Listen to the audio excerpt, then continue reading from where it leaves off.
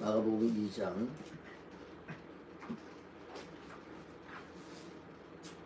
1절에서 12절까지 말씀입니다.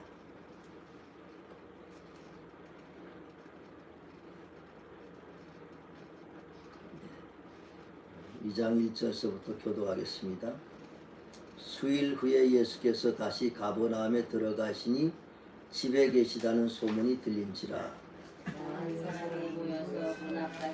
들어서 자기가 되었는데 예수께서 그들에게 돌을 말씀하시더니 사람들이 한 중풍병자를 네 사람에게 메어 가지고 예수께로 올세 우리들은 예수께 데려갈 수 없으므로 그 계신 곳에 지붕을 뜯어 구멍을 내고 중풍병자가 누운 상을 따라내리니 예수께서 그들의 믿음을 보시고 중풍병자에게 이르시되 작은 자야 내 죄사함을 받았느니라 하시니 어떤 세간들이 거기 앉아서 마음에 생각하고 이 사람이 어찌 이렇게 말하는가 신성 모독이로다. 오직 하나님 한 분 외에는 누가 능히 죄를 사하겠느냐. 그들이 속으로 이렇게 생각하는 줄 예수께서 조심히 하시고 이르시되 어찌하여 이것을 마음에 생각하느냐. 중풍병자에게 내 죄사함을 받았느니라 하는 말과 일어나 내 상을 가지고 걸어가라 하는 말 중에서 어느 것이 쉽겠느냐.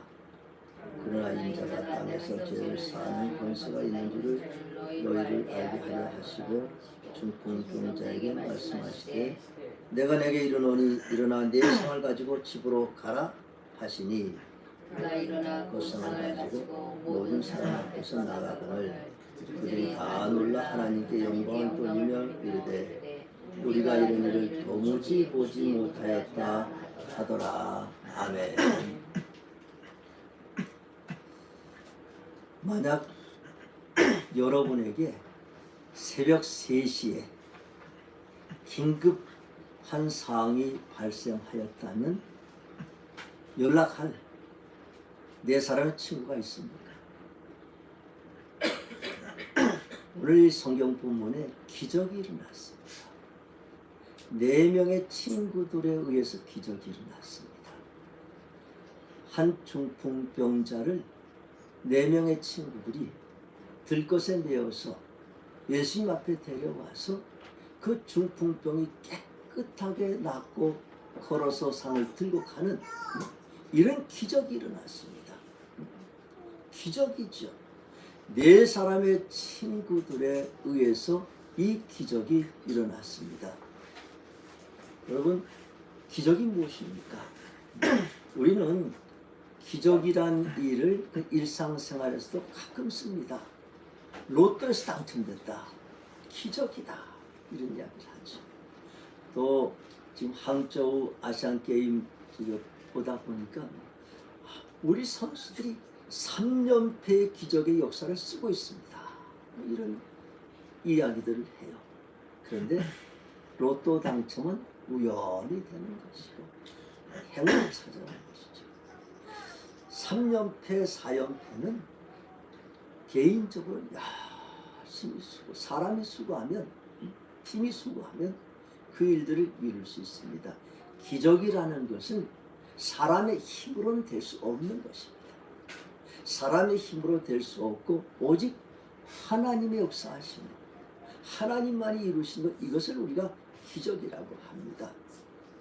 그러면 이 기적은 왜 일어나는가? 기적이 일어날 때는 하나님께서 반드시 어떤 목적을 가지시고 기적을 행하십니다. 우연히 하나님이 우연히 그 기적을 일으키시지 않습니다. 어떤 하나님께서도 기적을 행하실 때는 반드시 그 기적을 통한 목적이 그 가운데 있습니다. 근데 기적은 어떻게 일어나는가? 오늘 성경에 보면 기적이 어떻게 일어났습니까? 예수님께서 저들의 믿음을 보시고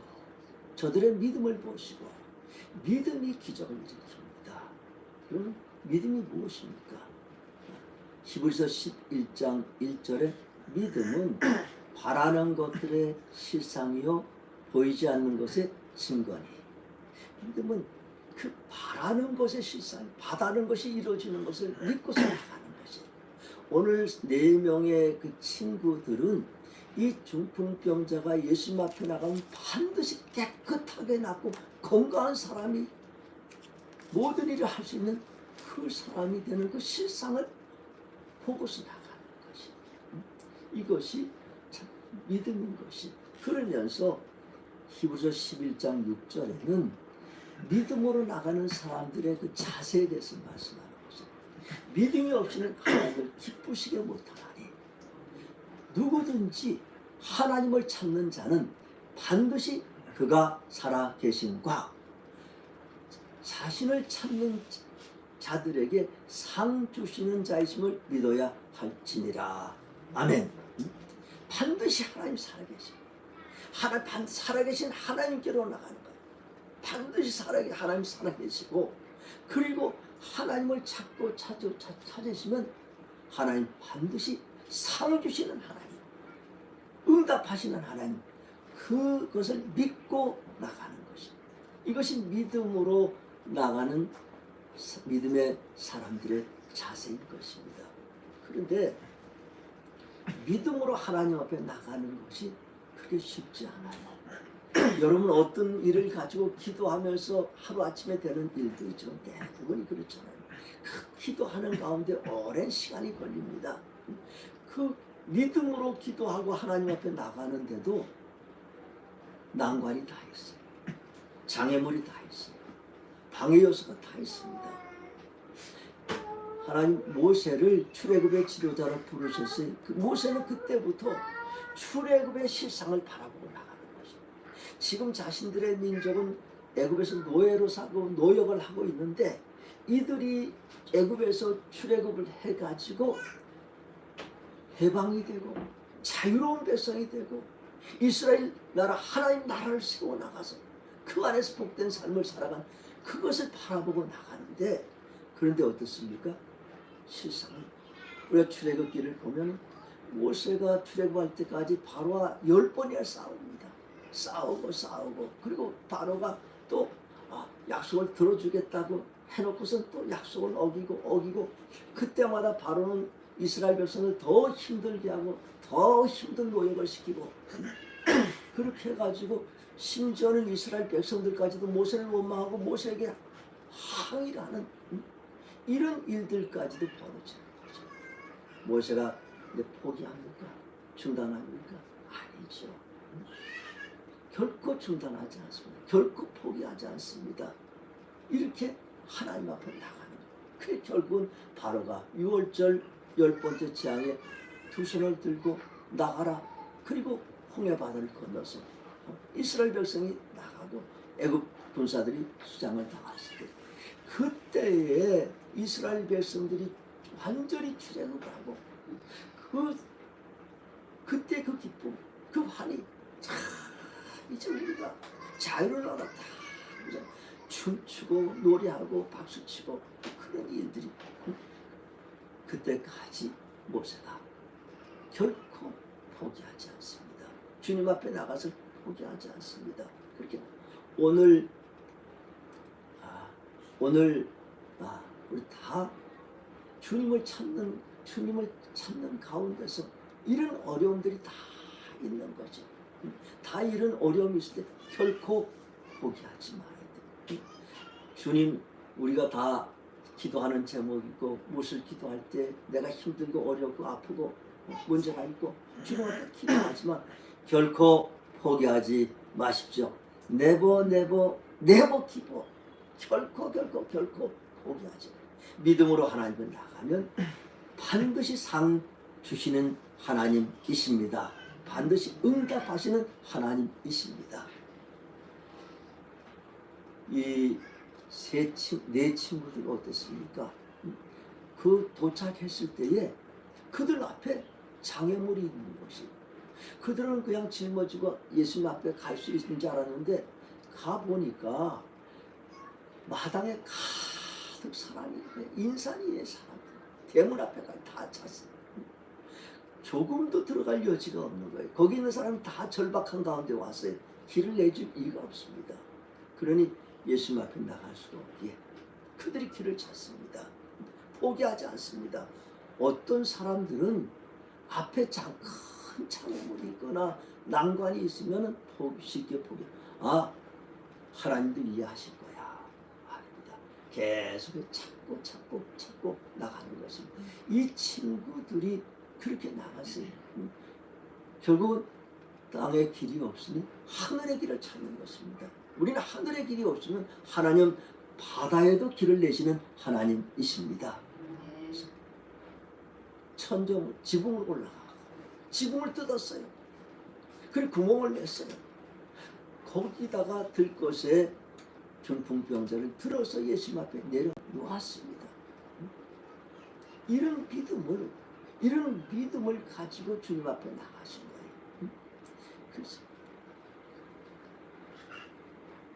그리고 주님께서 저들의 믿음을 보시고 이 믿음 그리고 저들의 믿음을 보시고 축복하여 치유하여 주십니다. 그런데 이렇게 내려가는 가운데서 또 어떤 난관도 있었냐면 그 안에 있는 사람들 한번 생각해 보세요. 갑자기 지붕이 막 시끄럽고 또 지붕을 뜯는 소리가 나고 드디어는 구멍이 생기고 들것이 내려오고 한꺼번에 거기에 먼지가 내리고 흙이 떨어지고 아주 아수라장이 되죠. 거기 있는 사람들이 어떻게 했어요? 여보시오, 그거 중단하시오. 여기 예수님 말씀을 전하시는데 뭐 하는 짓이요? 막 소리 지르고. 그리고 예수님께서 예수님 저 사람들도 제발 좀 중단을 시켜주십시오. 그렇게 합니다. 그런데 어떻습니까? 예수님 어떻습니까? 예수님 머리에도 진흙이 다 흙이 막 떨어져요. 근데 예수님 꼼짝도 안 하세요. 아무 말씀. 그 중풍병에 들어내리더니 아무 말씀도 안 하세요. 어떻게 속으로는 예수 빙긋하게 웃으시는 거예요. 기뻐하시고 믿음이 없이는 하나님을 기쁘시게 못하나니 믿음으로 하나님 앞에 나가면 하나님이 기뻐하십니다. 그렇게 믿음으로 내려오는 이 모습을 보면서 예수님 기뻐하시는 것이에요.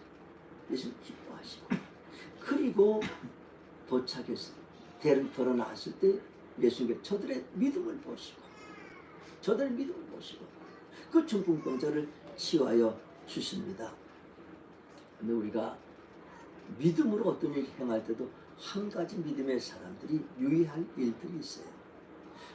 믿음으로 한다고 하면서도 우리가 법을 어기거나 적법하지 않게 그 일을 해서는 안 됩니다. 하나님은 불의한 방법으로 하나님 앞에 아무리 믿음이 하나님 치유해 주십시오, 해결해 주십시오 하는 믿음을 가지고 주님 앞에 나갈지라도 불의한 방법으로 주님 앞에 나갈 주님은 기뻐하시지 않아요. 오늘 이 친구들의 방법이 적법하다고 생각하세요? 적법하게 했다고 생각하세요? 남의 집 지붕을 부셨어요. 구멍을 냈어요. 아무리 생명이 물질보다 재산보다 더 중요하다고 하지만 그 주인의 입장에서는 도저히 이해가 안 갑니다. 자기 집에 구멍을 다 내고 그렇게 부셔놓는 것 주인이 봤을 때 용납할 수 없는 일이고 우리가 상식적으로 생각했을 때도 남의 재물을 손괴하는 것은 그 법을 어기는 것이죠. 그런데 어떻습니까? 법을 어겼는데도 불구하고 예수님께서 저들의 믿음을 보시고 치유해 주신 것이에요. 왜? 예수님 어떤 걸 아시는가 하면 저들이 법을 어기지 않은 것이에요. 왜냐하면 성경에 기록이 되어 있지 않지만 저들은 올라가서 지붕을 뜯을 때 네 사람이 합의를 했어요. 이 지붕을 뜯고 나면 이 집 주인이 손해를 많이 보는데 우리가 당연히 사과를 하고 그리고 이 집을 숭배시킨 것을 우리가 손해를 보상하자라는 이런 결의를 하고 지붕을 뜯은 것입니다. 예수님은 저들의 마음을 다 아셔요. 그런 마음을 가지고 예수님 앞에 달아내리니 예수님께 저들의 믿음을 보시고 치유하여 주신 것입니다. 우리는 하나님의 사람들이 하나님의 일을 하면서도 가끔 법을 어겨가면서 하나님의 일이라고 이렇게 하는 사람들이 있어요. 그거 하나님께서 기뻐하지 않으십니다. 어떤 법도 그 법을 지켜야 되는 것이. 우리 네팔에서 개종금지법이 시행이 됐어요. 선교사님들이 생각할 때 무슨 선교사가 복음을 전해야 되지. 복음을 전해야 되지. 개종금지법이 생겨도 복음을 전해야지. 그렇게 하면서 나가서 전했어요. 어떻게 했어요? 법을 어기니까 결국 감옥에 간 것입니다. 한 사람 가고 두 사람 가고 대사관에서 난리가 났어요. 교민이 체포되고 감옥에 들어가고. 어떻습니까? 우리가 그 나라의 법을 존중해 가면서 하나님 일을 해야 되는 것이지, 그렇게 법을 어겨서 감옥에 들어가는 것은 하나님 기뻐하지 않습니다. 어찌하든지 그 법 안에서 지혜로운 방법으로 하나님의 일을 할 때에, 지혜로운 방법으로 믿음을 가지고 나갈 때 하나님께서 길도 열어주시고 응답하시고 역사를 이루어 주십니다. 오늘 이렇게 예수님 앞에 믿음으로 달아내렸어요. 예수님 저들의 믿음을 보시고 그들이 어떤 생각을 했겠습니까? 그 내 친구가 어떤 생각을 했겠어요? 아, 이제 예수님 앞에 달아내렸다. 그리고 예수님께서 그들은 당연히 이렇게 생각했어요. 아, 일어나 내 상을 가지고 걸어가라. 예수님 그렇게 말씀하실 거로 기대했는데 아주 예상 밖의 말씀을 하시는 거예요. 소자야, 내 죄 사함을 받았느니라. 이해할 수 없는 것이에요. 병을 치러 중풍병자를 낳고자 해서 이렇게 고생을 하면서 내려보냈는데 예수님 말씀은 소자야, 내 죄 사함을 받았느니라. 이 말씀을 하시는 거예요. 그렇습니다. 예수님은 이 땅에 오신 목적이 있어요. 예수님께서 이 땅에 오실 때 병든 자를 치유하시기 위해 오셨나요? 병 고치기 위해서 예수님께서 이 땅에 오셨나요? 아니에요. 그것은 2차적인 목적이에요. 예수님이 이 땅에 오신 목적은 인류를 죄에서 구원하시기 위해서 오셨어요. 저와 여러분을 죄에서 구원하시기 위해서 오셨어요. 예수님이 이 땅에 오신 목적은 죄에서 구원하고 우리가 사망 가운데서 영생을 얻게 하기 위해서 예수님께서 이 땅에 오셨습니다. 아멘. 요한복음 3장 16절 한번 같이 한번 암송할까요? 시작.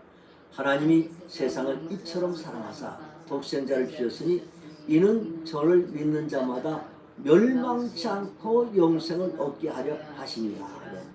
멸망치 않고, 예수님이 이 땅에 오신 것은 우리가 죄로 멸망하지 않고 영생을 얻게 하기 위해서 예수님께서 이 땅에 오셨습니다. 그러니까 예수님께서 제일 먼저 하는 것은 죄 사하고 구원에 이르게 영생을 얻게 하는 것, 이것이 예수님의 사역의 목적이시고 이 땅에 오신 목적이십니다. 그러기에 예수님께서 먼저 죄 사함을 받으라 라고 말씀을 하는 것이,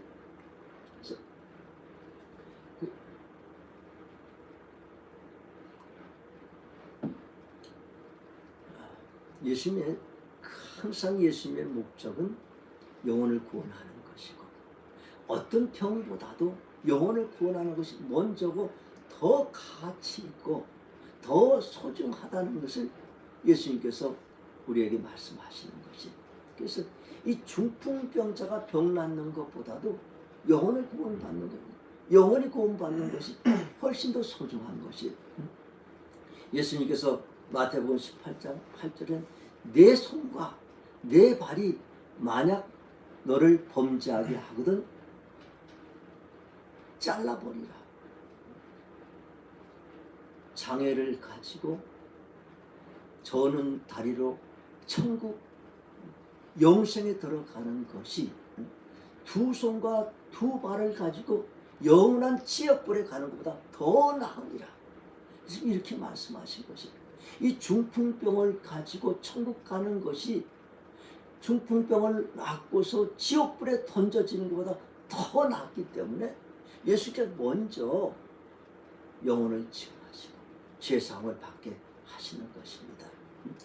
오늘 이 말씀을 할 때에 소자의 내 죄사함을 받았느니라 이 말씀을 할 때 이곳에 서기관들이 있어요. 우리가 복음서의 서기관들, 바리새인들 항상 예수님이 사역하는 데는 그 자리에 참석해 가지고 어떻게든지 고트를 잡고 올무에 얽어매서 예수님을 쓰러뜨리고 제거하려는 이런 생각으로 꽉 차 있는 사람들이에요. 오늘도 내 죄사함을 받아내느라 이 말씀을 딱 듣고서 신성모독이다. 하나님의 누가 감히 죄사함에 능력이 있느냐 이렇게 생각을 하는 거예요. 신성모독이다. 딱 그 말이 들으면 신성모독 그 죄는 율법의 신성모독 죄는 사형입니다.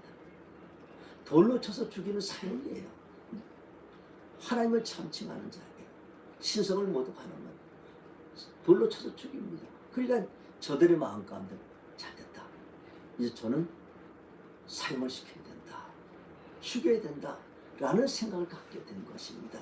그리고 예수님께서 그것을 아셔요. 그들의 마음에 악한 것을 아시고 이렇게 물어봐요.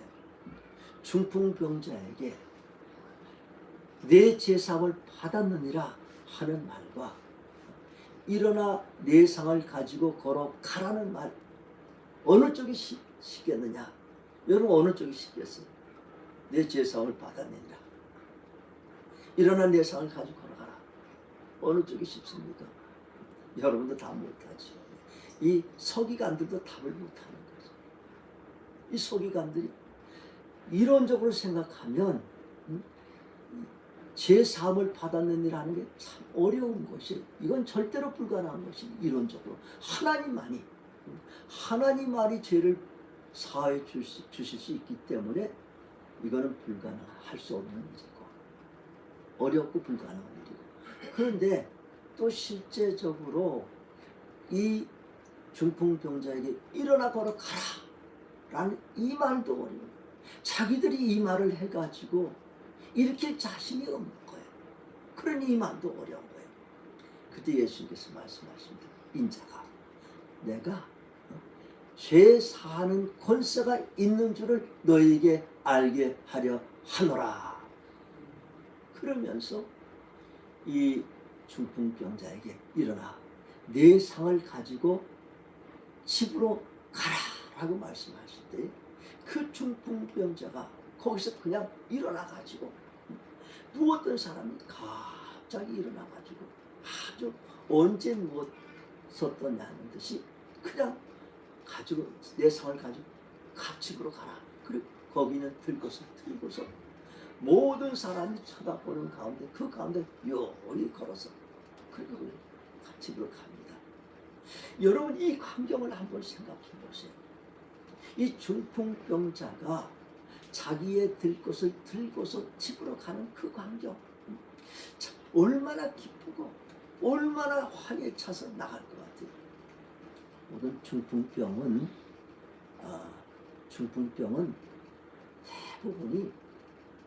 대부분 중풍병은 이 사고로 인해서 중풍병이 걸립니다. 그래서 멀쩡하던 사람, 건강하던 사람이 갑자기 뇌에 충격을 받거나 이상이 생겨가지고 쓰러져가지고 중풍병이 걸리는 것이죠. 근데 이 사람은 아주 심한 중풍병을 사지를 못 쓰는 것이에요. 건강하던 사람이 갑자기 중풍에 걸려가지고 사지를 못 쓰는. 여러분 아마 중풍병 걸린 사람 보셨을 텐데 이 사람은 아주 심하게 걸린 것이에요. 그러니 이 사람의 마음이 어떻겠어요? 처음에는 정말 깝깝하고 한심하고 그렇지만 시간이 갈수록 어떻습니까? 스스로 생각해도 화가 나는 것이에요. 아무런 소망이 없어요. 자기 힘으로 할 수 있는 것이 아무것도 없어요. 자기는 그냥 모든 사람에게 짐만 되는 것이에요. 아무런 소용이 없는 삶을 살아가니 분노가 일어나기도 하고 자기 인생에 대한 저주가 일어나기도 하고, 그 심지어는 사는 것보다 죽는 것이 더 낫겠다라는 이런 생각을 가지고 살아가는 사람이에요. 그런데 그 사람이 갑자기 거기서 일어나가지고 그냥 들 것을 가지고 집으로 걸어갈 때 그 기쁨이 어떻겠어요? 그냥 나가면서 소리치면서 내가 나갔다 소리치면서 춤추면서 그 환희가 우리가 짐작할 수 있어요. 내가 이제 자유함을 받았다. 거기서 나가는 거죠. 그리고 짊어지고 갔던 네 사람의 친구는 어떻게 했어요? 그들도 그렇게 고생해가지고 예수님 앞에 데리고 왔는데 예수님 치료하셔. 그 나가는 거예요. 그 친구가 그 걸어가는 모습 보고 그 네 사람도 기뻐합니다. 그리고 오늘 성경에 보면 이 네 사람 뒤에 또 따라오는 동네 사람들이 있어요. 그 사람들도 기도하면서 따라왔던 거예요. 기도하면서 따라온 그 동네 사람들 다 기뻐하는 거예요. 온 동네 사람들이 다 기뻐하는 거예요. 그리고 그뿐입니까? 여기에 있는 사람들이 다 놀라요. 그 인산인의 사람들이 다 놀라서 이게 무슨 일이야? 도무지 이런 일은 본 적도 없다. 모든 사람에게 다 하나님께 영광합니다. 도무지 이런 일은 본 적이 없다. 그렇습니다. 자신들이 전에 이런 일 도무지 본 일이 없습니다. 할렐루야. 이것이 하나님의 역사예요. 이것이 기적이에요. 이것이 예수 그리스도로 인하여서 일어날 수 있는 기적입니다. 마가는 하나님의 아들 예수 그리스도 복음의 시작이라 하면서 이 복음의 역사가 어떤 것인가 하는 것을 보여줍니다. 이 복음의 역사가 예수 그리스도가 복음이고 예수 그리스도를 만나는 사람들이 이처럼 도무지 본 적도 체험하지 못한 이런 일들이 예수 그리스도를 통하여서 일어납니다. 오늘도 주님이 우리와 함께하죠. 내가 주님을 만나고 뜨겁게 만날 때 우리가 하나님의 역사가 하나님 이런 역사가 우리의 삶 가운데 일어날 줄로 믿습니다. 오늘 참 이 말씀을 통하여서 몇 가지 우리 한번 생각해 봅니다. 첫째는 하나님 예수님 왜 이 목적 기적은 어떤 목적이 있다고 해도 왜 이 기적을 일으켰어요? 첫째는 하나님의 나라가 어떤 때가 찼고 하나님 나라 가까웠을 때 회개하고 복음을 믿으라. 회개하고 복음을 믿는 것이 어떤 것인가 하는 것을 보여주는 것이 거기 그것이 얼마나 어떤 기쁨이고 어떤 축복인가 하는 것을 그에게 보내주는 것. 이 중풍병에 걸린 사람 영생을 얻게 하고 병이 치유되는 이런 역사가 일어나는 것. 이것을 말씀하고 또 하나 이 바리새인들에게는 예수 그리스도가 누구신가? 예수가 제사하는 권세가 있다. 제사하는 권세가 있는 사람은 사람이 아니고 하나님이시다. 하나님의 아들이신가를 알게 해요. 그리고 또 하나 우리가 이 오늘 말씀을 통해서 참 중요한 것은 결코 포기하지 않는 이 믿음이 참 중요한 것이고 마지막으로 우리에게 주시는 메시지는 네 사람의 친구가 있느냐 참 중요한 것입니다. 나를 위해서 이렇게 기도해 줄 사람이 있는가 하는 것이 참 중요한 것입니다. 내가 어려움에 처했을 때에 나를 위해서 이처럼 기도해 줄 사람이 있는가? 오늘 네 사람의 친구가 나에게 있는가? 중요한 것이죠. 우리는 또 많은 사람들이 혼자서 주님 앞에 나가기 힘든 사람이 많이 있습니다. 내가 믿음이 있다고 해도 장애물이 많아서 힘들 때도 있고 또 내 믿음이 연약해서 주님 앞에 나갈 수 없을 때도 있습니다. 그때에 이 내 친구들처럼 나를 위해서 이렇게 기도해 줄 사람이 있는가 참 중요한 것입니다. 그리고 또 이렇게 주위에서 기도해 주는 사람들, 이 주위에서 기도해 주는 사람들 참 중요한 것이죠. 이 동네 사람들이 다 기도하면서 오지 않습니까? 나를 위해서 많은 사람이 기도해 주는 것. 오늘 이 중풍병자는 우리 잘 몰라요. 믿음이 확실하게 있는 사람인지 믿음이 없는 사람은 그거 잘 몰라요. 근데 참 중요한 것은 네 사람이 확실하게 기도한 것이고 주님이 저들의 믿음을 보시고 그리고 그 배후에 있는 또 기도하는 사람들을 보신 것입니다. 제가 우리 이번에 우리 우리 한경수 사모가 뇌출혈로 쓰러져가지고 외국에서 뇌출혈 쓰러져가지고 참 사경을 헤맸을 때에 그때에 온전히 회복이 될 수 있을까라는 이런 걱정이 드는 거예요. 굉장히 참 심각해가지고 긴급 후송을 한국까지 왔을 때 참 어려웠죠. 우리 권혁 권사님 너무 잘 보셔가지고 너무 잘 알죠. 그런데 그때에 기도를 부탁했어요. 아주 그 사모를 위해서 기도해 줄 사람, 정말 핵심적으로 계속해서 기도할 사람, 그 몇 사람에게 먼저 연락을 하고, 그리고 나서 또 우리 생명나무 교회에다가 기도 요청을 하고, 또 러브네팔에 기도 요청을 하고, NNCC에 기도 요청을 하고, 그리고 아는 사람, 국내외에 있는 사람들 위해서 기도 부탁을 하고, 그렇게 기도하니 하나님께서 응답하여 주셨습니다. 믿음의 기도가 답입니다. 믿음의 기도가 기적을 일으킵니다. 할렐루야. 그리고 이것은 또 교회 모형이기도 합니다. 우리 교회 안에는 연약한 성도들이 항상 있습니다. 항상 우리 병든 자들이 있는 것이고, 문제를 가지고 있는 사람들이 있고, 여러 가지 하여튼 얽힌 일들로 인해서 정신적으로 힘들어하는 사람들도 있고, 다 이 교회 안에 있습니다. 그때 우리가 정말 내 사람처럼, 내 친구처럼 저를 위해서 핵심적으로 열심히 기도하는 소수의 사람이 필요합니다. 그리고 또 그 이웃, 그 외에 또 성도들이 다 있죠. 우리가 다 같이 기도할 때 하나님께서 이 생명나무 교회 안에서 이런 역사가 일어날 줄로 믿습니다. 네팔에 보면요, 정말 송고청 역사가 많이 일어나요. 우리 제가 학교에 가가지고 학생들을, 이제 신입생들 인터뷰를 꼭 해요. 그때 이제 어떻게 예수를 믿게 되고 어떻게 신학교로 왔는가 이걸 쭉 인터뷰 노트를 쭉 쓰는 거 보면 제일 많은 게 병이 걸려서, 가족 중에 아버지가 걸리고 또 어머니가 걸리든지 형제가 걸리든지 자기가 걸리든지 병에 걸려서 죽을 병이에요. 그 병에 걸려가지고 힌두교 사제들한테 가서, 힌두교의 또 주술사들한테 그렇게 기도를 받아도 다 안 돼요. 근데 어느 날 전도자가, 예수 믿는 사람이 교회 와서 예수 믿고 기도하면 병이 낫습니다 라는 이 말을 듣고서 교회에 왔어요. 치유함을 받았어요. 병이 났어요. 죽을 병인데 그 사람이 믿음이 있었겠어요? 다 거기 인터뷰 노트에는 교회 와서 기도하는 간 병이 나와서 예수 믿고 온 가족이 예수 믿었습니다 이렇게 말씀하지만, 그 교회에 온 사람은 믿음이 없는 사람이에요.